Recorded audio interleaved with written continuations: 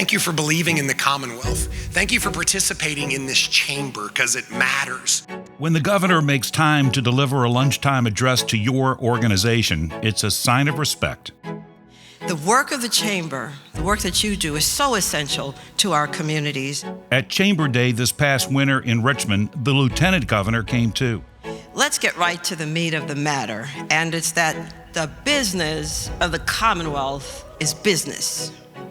That's it.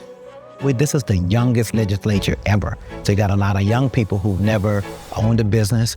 They've never signed the front of a check. They've only signed the back of a check. We know that no one is better represented in the business community more widely with more impact than the chamber. Why do representatives of both parties have such high regard for the Virginia Chamber of Commerce and its more than 30,000 members? Because it matters.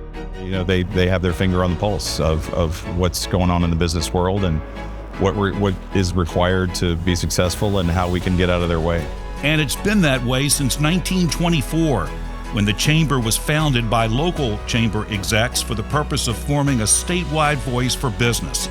It's one reason the chamber has such loyal members, 6,000 of whom attend signature and foundation events each year to discuss topics that impact Virginia businesses or to hear from elected officials. I've been supportive of and active with the Virginia Chamber of Commerce for 25 years. The last 14 have been with former State Commerce Secretary and Newport News Mayor Barry Duval at the helm. When I came in, we had a strong foundation to build on. And we were able to grow our membership by creating an alliance with local and regional chambers of commerce. The locals depend on the state chamber to be there for them in Richmond. You really need to know firsthand what's really happening in Richmond, and the ones who are walking the halls and talking with all of the legislators, those folks here at the Virginia Chamber, they provide that other layer of understanding. Big businesses can hire their own government relations staff and press team, and small businesses can't. When Arlene Lee became CEO of her family's construction company in Charlottesville, she had difficulty becoming certified as a woman-owned business.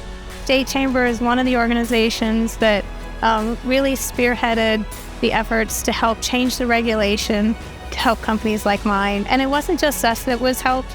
It was, hundreds of companies that were helped by this regulation change. For me, it's been all about Blueprint Virginia. Blueprint Virginia has become one of the most anticipated documents in the Commonwealth. Every 4 years, the state chamber surveys thousands of its members to create a comprehensive strategic plan for the state, focusing on everything from transportation to technology to talent attraction. The goal? To improve the business climate in Virginia. To have an organization that comes in and says, these are the priorities for business, these are the priorities for economic development, and those priorities can be maintained through different administrations has been critically important. It's been received very well. The last 3 governors have embraced the blueprint. I was really encouraged by what came out of the blueprint because so much of it is what we ran on, and so much of it is what we've been able to do together over the last 2 years. Everybody likes a playbook, and Barry is a master at putting one together that really represents business and does a wonderful job of selling it to the right people. It gives them some framework to operate from when they come into office. I think it's been incredibly beneficial to the business community and to the political leadership, no matter which party's in power in our state. When I was leading the Virginia Economic Development Partnership, one of the most important relationships to us was our relationship with the Virginia Chamber of Commerce and Barry Duval. That relationship would pay major dividends. We were able to take Virginia from roughly number 13 in the CNBC rankings to back to number 1, and to do that back to back.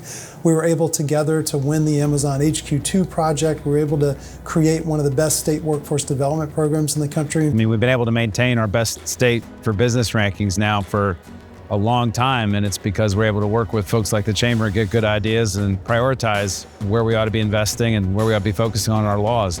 That's all we want. Give us the information, give us the data, and let us use that best information to make great decisions. And that's what the Chamber's been great at. And one of the key focuses should be that we're not putting in tax policy that negatively impacts business, negatively impacts economic development. Virginia is a great product to sell.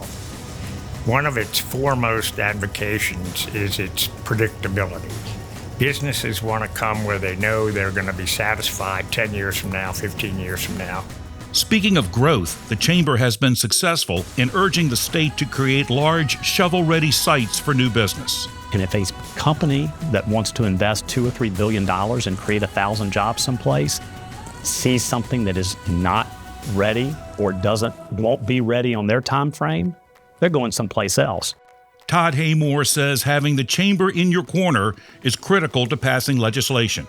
So coming into state government under Tim Kaine and Bob McDonald and Terry McAuliffe as his Secretary of Commerce and Trade, I viewed the Chamber of Commerce as one of my top allies. And one reason, he says, is that the Chamber does not endorse candidates.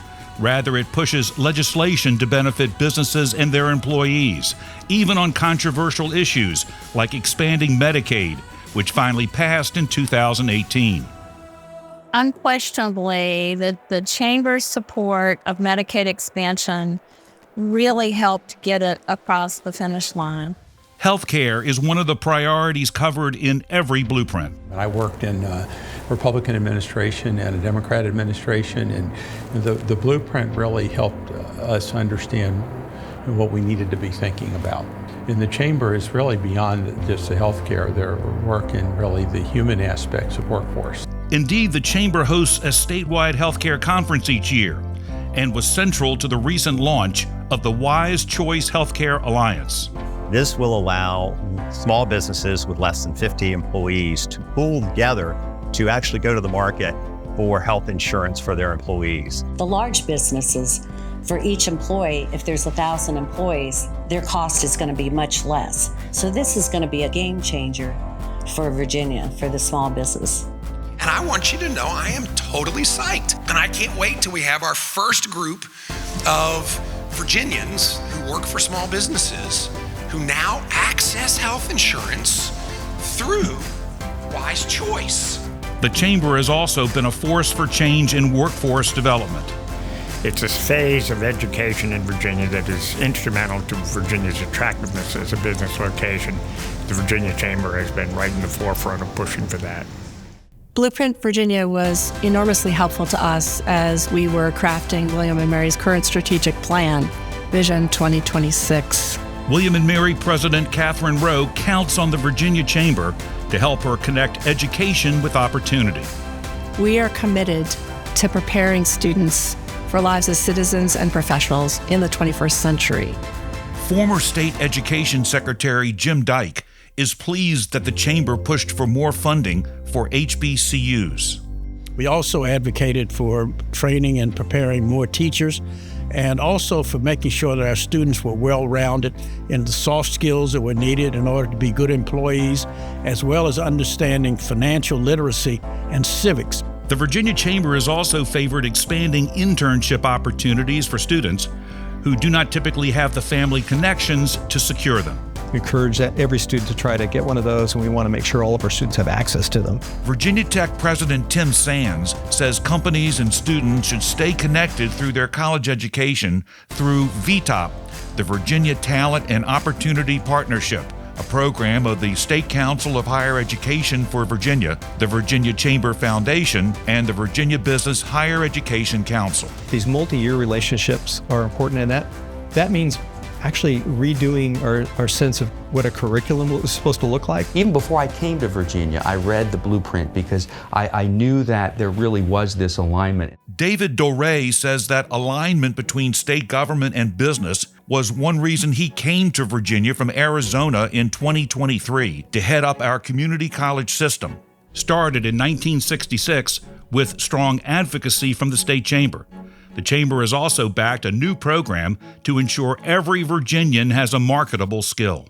Yeah, the Fast Forward program is also known as the Workforce Credential Program, funded by the Commonwealth of Virginia, really giving short-term credentials to a population that normally would not attend post-secondary education. You know, in everything from healthcare to manufacturing to welding. And we want our students to feel that after 2 years, you can be certified as a clinical technician, or you could move into a trade. Today, the need for more workers in the trades, which don't require four-year college degrees, is a challenge for Virginia and a priority for the Chamber. exiting military is a great source, and since 2018, the Chamber has staged regular events called Hire Vets Now. It is a model for the United States on how to transition veterans to the civilian life with the business community supporting them. Because we need people to stay in Virginia in order to work in these great companies that are in Virginia. That's the Chamber.